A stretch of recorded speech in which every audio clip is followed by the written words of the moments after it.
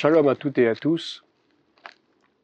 J'ai choisi ce soir un très court passage de l'évangile de Luc au chapitre 12, entre les versets 49 et 57. Luc 12, versets 49 à 57. C'est Jésus qui parle. « Je suis venu jeter un feu sur la terre. Et qu'ai-je à désirer s'il est déjà allumé? Il est un baptême dont je dois être baptisé. Et combien il me tarde qu'il soit accompli. Pensez-vous que je sois venu apporter la paix sur la terre? Non, vous dis-je, mais la division. Car désormais 5 dans une maison seront divisés, 3 contre 2 et 2 contre 3. Le père contre le fils et le fils contre le père, la mère contre la fille et la fille contre la mère, la belle-mère contre la belle-fille et la belle-fille contre la belle-mère. Il dit encore aux foules, quand vous voyez un nuage se lever à l'Occident, vous dites aussitôt la pluie vient, et il arrive ainsi. Et quand vous voyez souffler le vent du midi, vous dites il fera chaud, et cela arrive. Hypocrite, vous savez discerner l'aspect de la terre et du ciel. Comment ne discernez-vous pas ce temps-ci? Et pourquoi ne discernez-vous pas de vous-même ce qui est juste? Amen. Très éloquent ce passage. Jésus parle aux foules et s'adresse particulièrement aux pharisiens, aux religieux de l'époque. Et il annonce d'emblée qu'il n'est pas venu apporter la paix sur la terre. Et nous le savons, nous avons compris qu'il n'y a pas de paix possible sur la terre.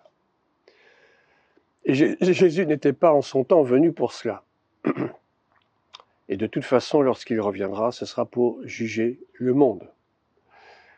Donc, il nous parle dans un premier temps des divisions dans les familles. Puisqu'il n'est pas venu apporter la paix sur la terre, c'est qu'il n'y aura pas non plus de paix dans les familles. Et c'est ce que nous voyons actuellement, et depuis de nombreuses années, malheureusement déjà. Des divorces, des séparations, des disputes, des violences conjugales, des enfants séparés de leurs parents, des choses affreuses. Tout cela, hélas, n'est pas nouveau, et je crains que cela n'aille en empirant. Le mariage est galvaudé. On préfère vivre en concubinage, quitte à pouvoir se séparer plus aisément. La morale n'existe plus. Et puis, Jésus s'adresse ensuite plus précisément aux pharisiens concernant les signes des temps. Il les traite d'hypocrites. Effectivement, ils savent discerner ce qui est terrestre. Ils savent discerner les signes du ciel, les signes de la terre, pour dire oui, demain il fera beau, demain il va pleuvoir, demain il y aura ceci, nous sommes dans telle saison.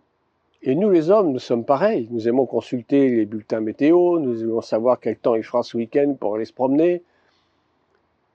Mais il nous montre que tout cela n'est pas important. Le plus important, c'est précisément de savoir discerner les signes des temps, les signes célestes, les signes du royaume. Et il est plus que temps de nous préoccuper davantage des choses célestes que des choses terrestres. Laissons les politiciens à leurs disputes. Laissons-les à leurs scandales. Il faut que des scandales arrivent, nous le savons. Ces gens-là s'appuient sur leur propre sagesse, mais leur sagesse est une folie pour Dieu. Mais nous, soyons fous pour le Seigneur. Notre sagesse n'est pas celle de ce monde.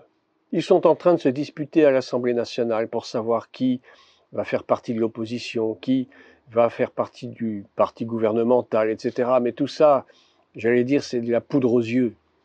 C'est du néant. Pourquoi est-ce que nous nous attachons encore à ces choses? La guerre en Ukraine, oui, c'est vrai, c'est une chose terrible et malheureuse. Mais qu'est-ce que nous pouvons faire à notre niveau? Laissons-les parlementer, laissons-les négocier des fausses paix qui n'arriveront jamais. Mais Dieu est souverain. Si Dieu permet ces choses, c'est parce qu'il y a un plan derrière. Et vous savez, tous ces hommes qui planifient des choses, qui prophétisent même entre guillemets des malheurs, la famine, etc. Effectivement, tout cela c'est biblique. Nous savons que ces choses arriveront.